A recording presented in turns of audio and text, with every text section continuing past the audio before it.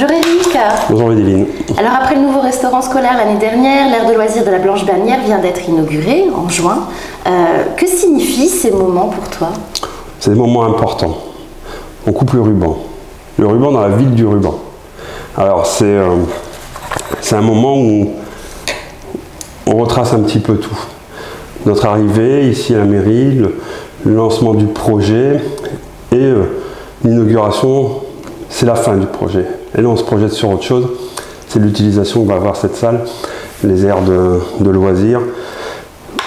Moi je suis un enfant de la ville, toutes ces infrastructures qui ont existé, j'y ai bénéficié, j'en ai profité. Aujourd'hui de se dire que les bâtiments qu'on sort, qu'on inaugure, avec tout le monde qui sera présent, c'est continuer à écrire l'histoire de la ville, comme on dit souvent, c'est permettre aux enfants de profiter de tout ça. C'est une fierté. Une fierté, et la fin d'un projet, on amène un autre. On continue dans tout ça. Justement, tu parles de l'après. Dans quelques jours, tu vas aussi couper un autre ruban, celui de la nouvelle salle Edmond de Cotigny. Ouais, 9 mètres de haut, énorme. C'est le projet le plus gros projet qu'on sortira du mandat. On est à 8,3 millions de têtes d'investissement. La salle, quand on est arrivé, la salle existante des Cotigny était insalubre. Oui, années 70, sa construction. Ouais, c'est ça, années 70, sa construction. Elle avait fait son temps, c'était une vraie passoire. Il fallait renouveler tout ça. Et au-delà de renouveler, on a encore amené d'autres choses utiles à la ville.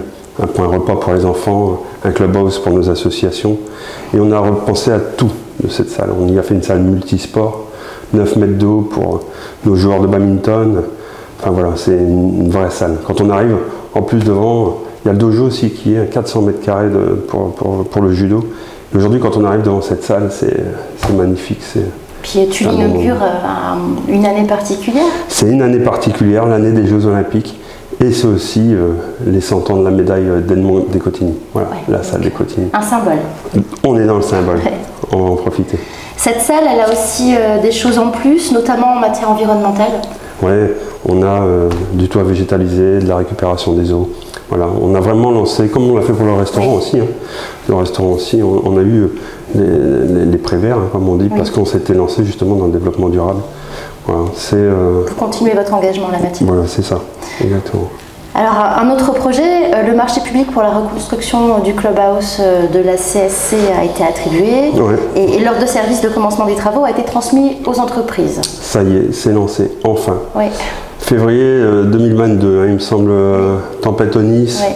Voilà, ça s'envole, le toit du clubhouse disparaît.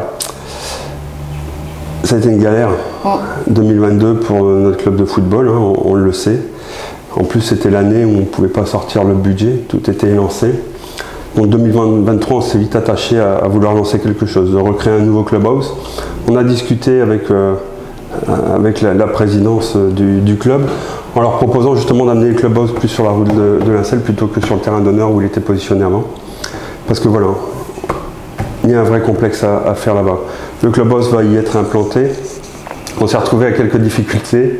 Oui. On a eu un refus des ABF en mai 2023. On a eu un refus après de la MEL parce que la construction passait sur une canalisation au niveau du stade. On a dû revoir un peu les plans, qui fait que voilà, on s'est retrouvé face à des difficultés, ça a pris du temps. Mais là, ça l'est, on y est. Tous les marchés sont lancés. On a des dates. Hein, le projet devrait se lancer d'ici le 15 juillet. La construction, la dalle, tout ça va se lancer avec voilà, une fin de travaux aux alentours de mi-octobre. Le 7 octobre, mi-octobre, on compte un peu si on a des intempéries ou autres qui feraient pousser un peu le. Et dans le même temps, vous avez aussi, t'as aussi lancé un projet par rapport à l'illumination des terrains, je crois. On a refait tout le relamping, tous les terrains, on a tout basculé en LED. Voilà. On a fait faire des études pour avoir un rayonnement égale partout, optimisé, de manière à pouvoir obtenir de la fédération tous les accords et tous les agréments pour que les clubs de foot, pour que les terrains soient reconnus par la fédération. Et en termes de budget, ton clubhouse que le clubhouse, on avait mis en budget 1,5 million. On se retrouve aujourd'hui sur un peu plus de 300 000 € en fin de construction. Et le relamping, on est sur 60 000 €. Donc vous voyez, sur 2 ans, rien que pour l'ACS, même s'ils ont souffert un petit peu des intempéries, il y a pu y avoir de clubhouse. Voilà, tout est lancé, tout sera refait à neuf. 400 000 € de budget. 400 000 € en 2 ans. Là, je le disais juste avant, la fin des projets, on amène des autres. On est déjà en train de travailler sur la refonte complète du stade, de revoir pour mettre des tribunes, changer le synthétique, parce que c'est pareil, il a fait son temps, il est plus très beau, il est plus adapté aujourd'hui, il y a des matériaux bien plus performants. Voilà, on est en train de revoir tout ça. Encore de belles choses à écrire. Ouais, à écrire avec le club. Alors, une autre inauguration va être programmée, c'est celle de l'école des coquelicots.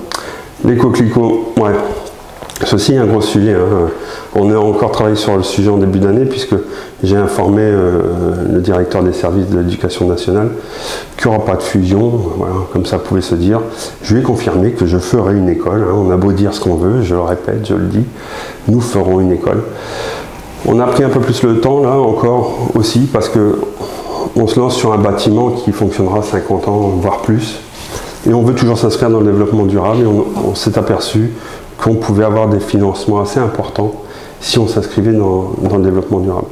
Alors c'est pareil, les enfants sont en sécurité aujourd'hui, ils sont à Jacques Brel, je sais que voilà, ça peut être perturbant pour les parents qui sont moins pratiques. Voilà, qui sont impatients, qui sont pressés de pouvoir y mettre leurs enfants. Mais nous, toujours dans l'idée de faire quelque chose sur les 50 prochaines années, on a lancé les projets. Les marchés vont se lancer là, dans quelques jours, quelques mois, donc les premières écritures vont se lancer.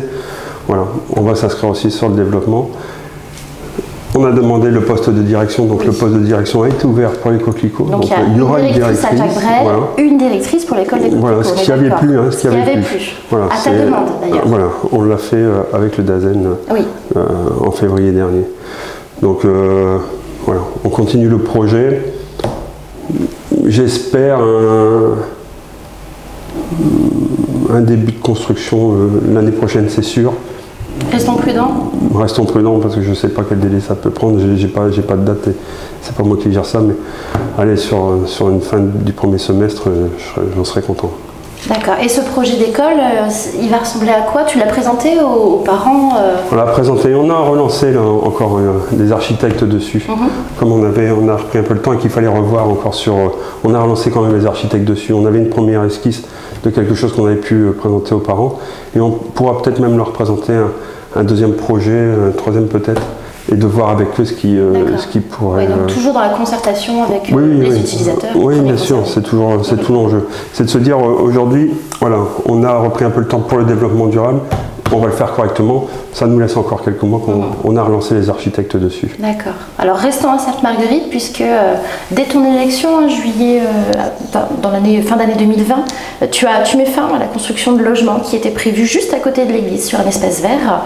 Sur le parvis. Sur le parvis, tout à fait. On en est où aujourd'hui sur ce parvis? Qu'est-ce qui va devenir? J'ai annulé toutes les constructions sur le parvis. Oui. On a rebasculé le terrain en agricole. Concrètement, sur Sainte-Marguerite aujourd'hui, le plus qui va être modifié, il n'y aura plus de construction possible sur les terrains de la ville. Sainte-Marguerite restera comme ça. Voilà, le Sainte-Marguerite ne changera plus. Il pourrait y avoir des évolutions sur des terrains privés ou autres, mais aujourd'hui il n'y aura plus de construction comme on a pu connaître dans le temps. Pour revenir sur le parvis, il y avait des maisons prévues, des appartements, une salle de réception avec des appartements sur le dessus. Enfin, on a tous les plans, tout ça. On a tout annulé, on a lancé un parc pour nos enfants où il y aura un petit parc de loisirs pour nos gamins. Ce sera fermé, un budget un peu plus de 200 000 € je crois.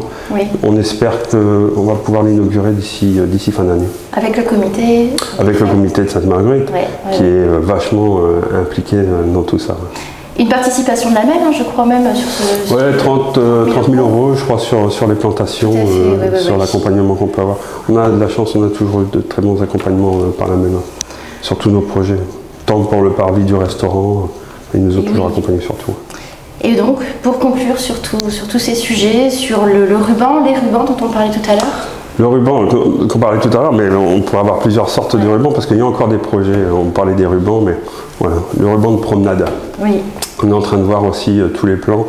On a l'ensemble du chemin du halage qui a été refait. Aujourd'hui, on peut prendre voilà, tout le long de la Lys et de la Deule des beaux petits chemins. Et notre ville, elle est aussi parsemée de petits chemins, comme ça, avec des petits endroits, des petits espaces verts parsemés à droite à gauche. Donc on est en train de voir si on ne peut pas conduire tout un chemin à travers la ville, un chemin de promenade pédestre, où on va pouvoir traîner nos jambes quelque peu dans l'année. Une année 2024 chargée. Oui, et comme les autres, et puis comme celles qui vont venir, j'en doute pas. Donc voilà, on conclut sur ces rubans. Merci pour toutes ces réponses, Eric. Avec plaisir. À bientôt. Ouais, à bientôt.